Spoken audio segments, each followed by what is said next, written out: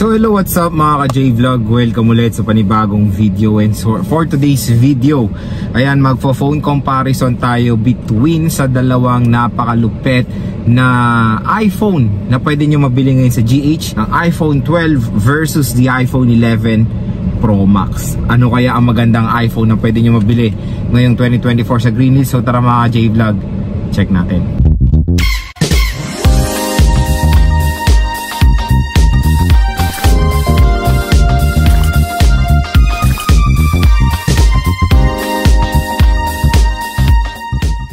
So yan, napapansin ko rin na maraming nagtatanong sa page kung ano ba ang maganda ng bilhin. Nag-iisip kasi sila kung anong perfect na bilhin na iPhone ngayong 2024. Lods, mag-iPhone 11 Pro Max ba ako or mag-iPhone 12 ako? So may ano kasi, when it comes sa presyo ng iPhone 12 and iPhone 11 Pro Max, hindi sila ganun nagkakalayo ng presyo mga ka-J-Vlog when it comes sa presyo sa Green Hills. Kasi yung iPhone 12, yung 128 makakuha kayo ng for as low as 18,000 pesos sa GH. At yung 256 I think nasa 20 to 22,000 pesos depende sa pag-uusapan, di ba? Yung 11 Pro Max, 64 GB kasi yung pinaka minimum. Quick reminder lang po na wala pong 128 GB na iPhone 11 Pro Max. Naglabas lang si Apple ng 64 GB and 256 GB. So yung 64 GB ng iPhone 11 Pro Max ay nagkakahalaga ng ano, nasa 22 to 24,000 pesos I think. Ano, I mean, 11 Pro Max ngayon usually nag-range yan sa GH ng 20 to 24,000 sa 64 GB. Tapos yung 256 nasa 24 to 26,000. Depende rin sa tindahan na pagbibilan nyo, of course, and syempre sa mga offer nila. Pero ganyan yung range. Kung mapapansin nyo, hindi naman po nagkakalayo yung presyo ng 11 Pro Max and iPhone 11 ng iPhone 12. Kung mapapansin nyo din na mas mahal pa rin or mas superior pa rin when it comes sa price ang 11 Pro Max compare sa iPhone 12. So kasi kung mapapansin nyo, yung iPhone 12 is base version niya ng 12 series. Syempre merong mas ano dyan, yung mini, yung 12 mini, kung mas meron siyang mas affordable sa inyo yung mini. Pero sa mini kasi masakit sa ulo talaga doon, let's be honest, is yung battery niya. Kaya mas ano pa rin, mas superior pa rin when it comes sa presyo yung 11 Pro Max kasi siya yung Pro version ng 11 series, siya yung top of the line eh. So yun, maraming nagtatanong nga, Lods, ano ba maganda, 11 Pro Max or iPhone 12? Bigay ko yung mga advantages ng mga iPhones na to. Meron kasi sila mga iba't ibang advantages na syempre nagdedepende rin yan sa inyong preference. So yun, first is the iPhone 12. Sa iPhone 12 kasi mga ka-J-Vlog, ang pinaka-advantage niya compare sa iPhone 11 Pro Max is of course 5G connectivity. So si iPhone 12 po yung unang version or unang series ng iPhone na nagkaroon ng 5G connectivity. Nagsimula yan sa iPhone 12, 12 mini, 12 Pro Max, and iPhone 12 Pro. Year 2020 po nagkaroon ng first ever 5G smartphone si Apple. And ano pa mga advantages ng iPhone 12? Syempre yung kanyang chipset. Sa chipset, si iPhone 12 ay merong Apple A14 Bionic chip compare sa 11 Pro Max na merong Apple A13 Bionic chip. Syempre, yun nga, when it comes sa chipset, advantage ni iPhone 12 kasi since mas mataas yung chipset niya, there's a possibility na mas matagal yung kanyang OS support compare sa 11 Pro Max. Pero meron din kasing instance na nagsasabay na mawala sa update yung older generation. Kumbaga 6, kumbaga ngayon ang nangyari, ang nawala na sa listahan is iPhone 8 and iPhone 10, di ba? Nagsabay sila.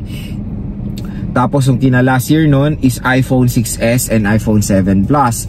So there's a chance din, di natin alam na kung magsabay ba mawala sa update yung mga yan. Pero yon, merong higher chance din na mas tatagal din sa OS support ang iPhone 12 since meron siyang mas mataas na chipset compare sa 11 Pro Max. I think yun lang yung pinaka-advantage ng iPhone 12 compare sa 11 Pro Max. Dito naman tayo sa side ng 11 Pro Max. kahit na mas advanced ng isang taon si iPhone 12, meron pa rin mga advantages itong si 11 Pro Max na hindi natin makikita sa iPhone 12. Since ito kasi yung Pro version ng Pro series ng 11 Pro, ng 11 series. Number 1 of course mga ka-J-Vlog sa camera. Triple camera setup si iPhone 11 Pro Max compare sa iPhone 12 na dual camera setup. Ang nawawalang lente sa iPhone 12 is yung telephoto lens. 12 megapixel telephoto lens. Nagtatanong, Lord, sa ba na gamit ang telephoto lens? Yung telephoto lens, yan po yung sa zooming niya, yung meron 2 times optical zoom. So mas kung magzo-zoom kayo, mas detailed siya and mas maganda kumbaga yung bibigay na photo quality when it comes sa zooming. Salamat yan sa telephoto lens.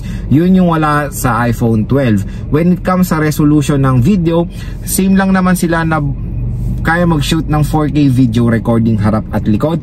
Same din na meron 12 megapixel ang rear camera and ultra wide camera. Number 2 na advantage niya is yung battery.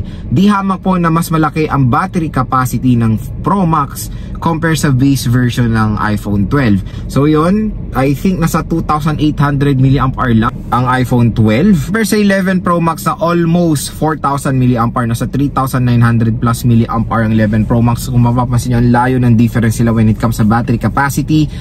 Di hamak na mas matagal ang battery life ng 11 Pro Max. Pero ito kasi yung twist dyan. Binigyan ni Apple ng mas mababang battery ang iPhone 12 pero mas power efficient ang kanyang chipset since mas maliit ang chipset ng iPhone 12 or yung Apple A15 or yung Apple A14 Bionic chip compare sa Apple A13 Bionic chip. So mas power efficient, mas maliit, kaya yon mas maliit yung battery capacity na nilagay nila dito sa iPhone 12 compare kasi sa iPhone 11 na mas malaking battery capacity. Yun nga sinasabi ni Apple, even though na maliit yung battery capacity, mas power efficient siya. Pero marami rin kasi ako nakikitang comment or reports na mabilis talaga malobat ang iPhone 12 based sa kanilang mga paggamit. So yun, 2,800 mAh ang bilis talaga malobat niyan, lalo na sa mga software updates din ngayon, iOS 17, iOS 16. Syempre there's a possibility na naapektuhan din yung battery performance sa mga update. Na experience ko na yan sa iPhone 14 Pro Max ko nung nag-update ako ng iOS, dati yun yung iOS 16.2 ata. Sobrang bilis mag-drain ng 14 Pro Max ko, pero naayos naman nila yung bugs na yun when it comes sa mga future updates. Kaya malaking epekto rin ng updates mga J-Vlog when it comes sa battery performance ng iPhone. Legit yan, na-experience ko na yan sa 14 Pro Max ko na nakukuha rin sa update or minsan nasa update din yung diferensya, yung problem when it comes sa mga battery performances sa mga iPhones nyo. So yun, syempre di hamak na mas malaki battery capacity ng 11 Pro Max, kaya mas all goods yan. Syempre mas malaki ang screen size. Both phones ay OLED, yun lang naman din ang maganda doon. Kahit na doon sa base na iPhone 12 ay OLED na siya. Sa 11 Pro Max, mas malaki ang screen size, 6.5 inches compare sa iPhone 12 na 6.1 inches. Syempre, yan, nagdedepende yan sa mga consumer. Meron din kasi ako natatanungan sa mga buyer sa Green Hills or mga consumer sa Green Hills na mas prefer nila yung iba mas prefer yung maliliit na smartphones, yung iba mas prefer yung mga malalaking smartphones. So yun, nagdedepende na lang talaga yan sa tao. Pero ako as a consumer, pareho kung gusto ang maliit na smartphone and malaki. Kaya ang ginawa ko, bumili ako ng maliit na smartphone at bumili ako ng malaking smartphone para hindi na magulo yung utak ko. Yun, nagdedepende na sa preference nyo. Syempre, pag smaller iPhone, mas portable, mas compact siya gamitin, napaka-okay for one-handed operation. Larger iPhone or larger display na iPhone, syempre mas maganda yan of course pag naglalaro, pag nanonood ng movie. Syempre sino naman ang ayaw manood sa malaking display ng smartphone, di ba? So yun, kung mapapansin nyo, may advantages talaga sa isa't isang iPhone 11 and iPhone 12. Pero sa iPhone 12 complete redesign na, kasi box type na po ang iPhone 12 series compare sa iPhone 11 series na curve po yung kanilang frame kumbaga. Syempre mas gusto ko yung design ng 12 series pataas dahil box type na sila. So ulitin ko, kung naguguluhan kayo, iPhone 12 ba or iPhone 11 Pro Max, kung habol nyo is of course future proof na smartphone, syempre go for the iPhone 12 dahil meron siyang 5G connectivity. Yung chipset niya, yun nga, mas tatagal siya sa software updates. Pero yon, kung gusto nyo naman ng iPhone na Pro version, kumbaga ng isang series, so yun 11 series with awesome camera performance, legit yan mga ka-J-Vlog when it comes sa camera performance. 11 Pro Max, gamit na gamit ko yan noong year 2020. Yan po yung ginagamit kong tool when it comes sa content creation, kaya masabi kong napagandang i-recommend ng 11 Pro Max when it comes sa camera. Kahit na Full HD 1080p lang ang resolution na ginagamit nyo, napakalinaw na po nang mapoprovide ng iPhone 11 Pro Max. So when it comes sa camera, maganda i-recommend sa inyo mga J-Vlog yung iPhone 11 Pro Max. And of course sa battery, so when it comes sa camera and battery performance, magandang i-recommend ang 11 Pro Max. Still malakas pa rin po ang chipset ng 11 Pro Max at paniguradong matagal pa rin po yan sa ecosystem ng iOS updates ng Apple. So yun, sana po nakatulong po sa inyo to kung nagde-decide kayo between the iPhone 11 Pro Max and the iPhone 12. At syempre, saan pa ba tayo bibili ng iPhone? Wala nang iba kundi kay Ate Med sa CMB Gadget Stall XA7, second floor Green Hills, San Juan City. Hintayin po kayo ni Ate Med dyan. Napakarami niyang available na iPhone 12 and iPhone 11 Pro Max na bagsak presyo. At pag sinabi nyong napanood nyo sa J-Vlog Stories, automatic may cashback kayo mula kay Ate Mayet.